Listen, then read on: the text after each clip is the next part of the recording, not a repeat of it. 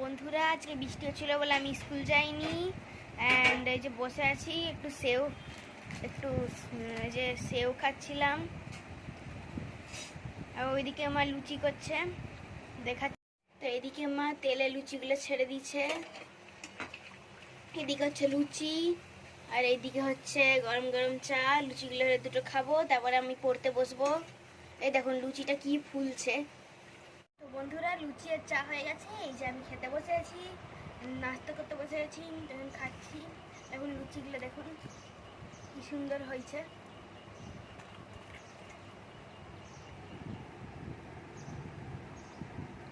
আমার তো এই লুচি হলে দারুণ লাগে।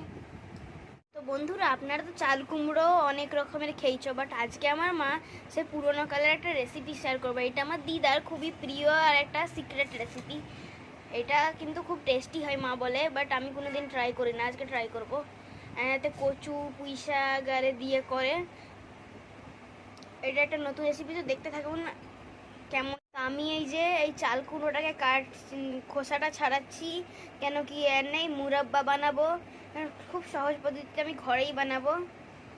রেসিপিটাও সেই দেখুন গাইজ, আমাদের ঘরে এতগুলো সবজি, বাট কি খাই কিছু বুঝতেই পারি না। তো আজকে ওই রান্না করছে মা। রোজের তো মা কনফিউজই হয়ে যায় কি করব না করব। তো আজকে হচ্ছে শাক ভাজা তিল চিচিঙে দিয়ে, আর আমি এই যে বললাম না চাল কুমড়ো দিয়ে কচু দিয়ে, আর এই নতুন রেসিপিটা। আর হবে ডাল ভিজে রেখেছিল আর বড়ার ঝাল হবে। হ্যাঁ দেখতে থাকুন বাকি কি হয়। বন্ধুরা আমাদের এখানে কচু আর পুঁই শাকটা কাটা হয়ে গেছে, আর এখানে চাল কুমড়োটা কাটা হয়েছে রেসিপির জন্য। আর এখানে কাটবে এক্ষুনি এই যে তিল চিচিঙে হবে। এখানে সজনে শাক আর ওইদিকে কলমি শাক দুটোকে কাটবে, তারপরে ভাজা করবে। তো এই দেখুন মুরাব্বার জন্য এখানে মানে ছোট ছোট পিসে কেটে নিয়েছি, সেই বিচেগুলো ছাড়িয়ে কি সুন্দর করে কেটেছি দেখুন। তো দেখতে থাকুন। কড়াই জল দিয়ে দিয়েছি, এবার জলটা একটু হালকা উষ্ণ উষ্ণ গরম হয়ে গেছে।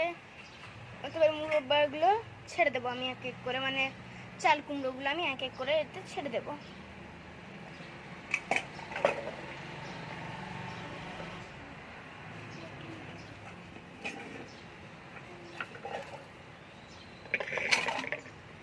এটাকে ভালোভাবে ধুয়ে, মানে পুঁই শাক আর কচুগুলো ধুয়ে ভালো করে এটাকে কুকারে দিয়ে দিচ্ছে। নাহলে তো জানেন আপনারা কচু আরে সিদ্ধ হবে না 2 মিনিটে, কিন্তু পুঁই শাকটা সিদ্ধ হয়ে যায়। তারপরে একটু সামান্য লবণ, একটু সামান্য হলুদের গুঁড়ো দিয়ে পরিমাণ মতন জল দিয়ে ভালো করে সিটি মেরে নেব। লাগিয়ে দিল এটাকে, এদিকে মুরাব্বাগুলো হচ্ছে।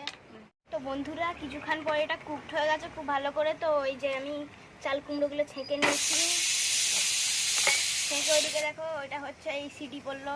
তারপর আমরা দিয়ে দেবো কড়াইয়ে একটু সামান্য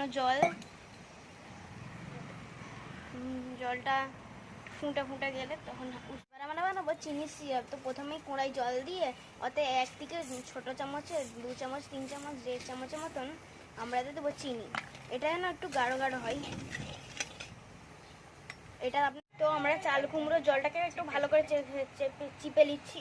আপনারা এটা মনে রাখবেন, যদি আপনারাও পেঠা করতে চান এটাকে ভালো করে আগে জলটা চিপে নেবেন, না হলে কিন্তু ভালো করে এর ভিতরে রস ঢুকবে না চিনির। তারপরে আমরা চিনির সিরাপে এটা দিয়ে, যখন চিনির সিরাপটা গাঢ় হয়ে যাবে তখন কিন্তু আপনারা দিয়ে এটা মুরাব্বাটাকেও কিছুক্ষণ বয়েল করতে হবে। চাল কুমড়োটা একটু মেরে নেব, এতে সামান্য লবণ দেবো, সামান্য হলুদ দেবো, দিয়ে একটু নাড়াচাড়া করে নেবো। আর এটা একটু জল দিয়ে এটাকে একটু সেদ্ধ করে নেবো। অ্যান্ড এতে একটু জিরের পাউডার দেবো। এবার আমরা এটা দেবো একটু লঙ্কার গুঁড়ো দিয়ে একটু খানিকক্ষণ ঢাকা দেবো, যতক্ষণ এটা টকবগে না ফুটে যায়। দেখুন আমার মা তিলের খোসা ছাড়াচ্ছে। সত্যি কথা বলবো, আমার তো তিল খেতে দারুণ লাগে, আর সেটা আমার মায়ের হাতের দুর্দান্ত লাগে। আপনারা পুরো রেসিপিটা দেখবেন আর আপনারাও ঘরে একবার ট্রাই করবেন। বন্ধুরা এই যে আমার এই যে হয়ে গেছে এটা মুরব্বাটা। যখন দেখবে চিনিটা একবারে এরকম হয়ে যাবে, চিনি আর থাকবেই না অতটাও, তখন এটাকে তোমরা একটা ডিশে এরকম করে নামিয়ে নেবে, তাহলেই আমাদের রেডি। আর এটা 2-4 দিন রাখবে বন্ধুরা, কেন কি এটা শুকিয়ে রসটা যখন একবারেই শুকিয়ে যাবে তখন খাবেন। আমিও 1-2 দিন পর এটা টেস্ট করে দেখাবো আপনাদেরকে কেমন হয়েছে।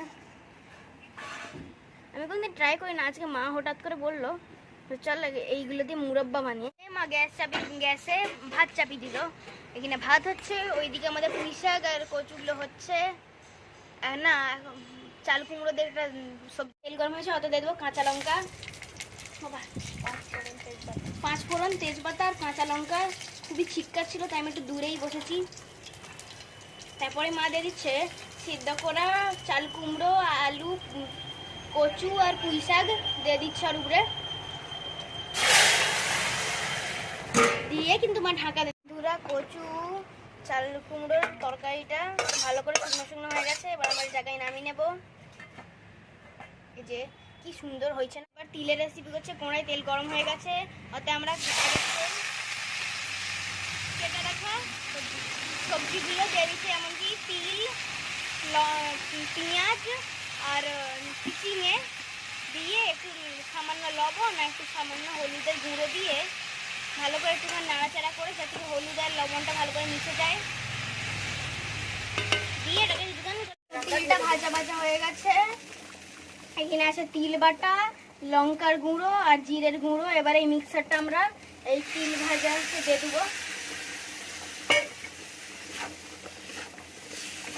এবারটাকে ভালো করে নাড়াচাড়া করে এটা আমাদের তিলটা ভাজা ভাজা হয়ে গেছে, তো আমাদের রেডি তিলের চচ্চড়ি, তিল চিচিঙে দিয়ে।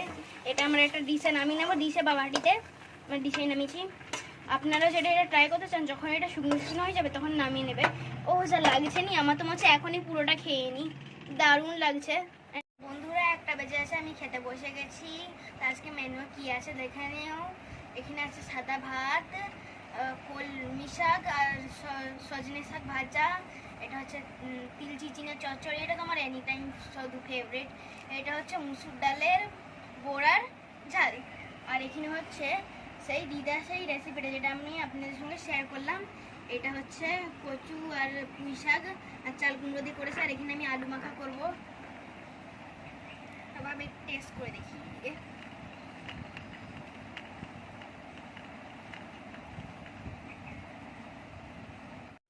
তো আমি শাকটা তো খেলাম, এবার আমি ভাবি একটু বড়াটা টেস্ট করে দেখি। তো প্রথমে আমি বড়াটাকে একটু মাখালাম, খেয়ে এই দেখুন কি ভালো লাগছে। তা আমি বড়ার ঝাল দিয়ে ভাত খেতে থাকি। আপনারা এরকম নিত্য নতুন ব্লগের জন্য সাবস্ক্রাইব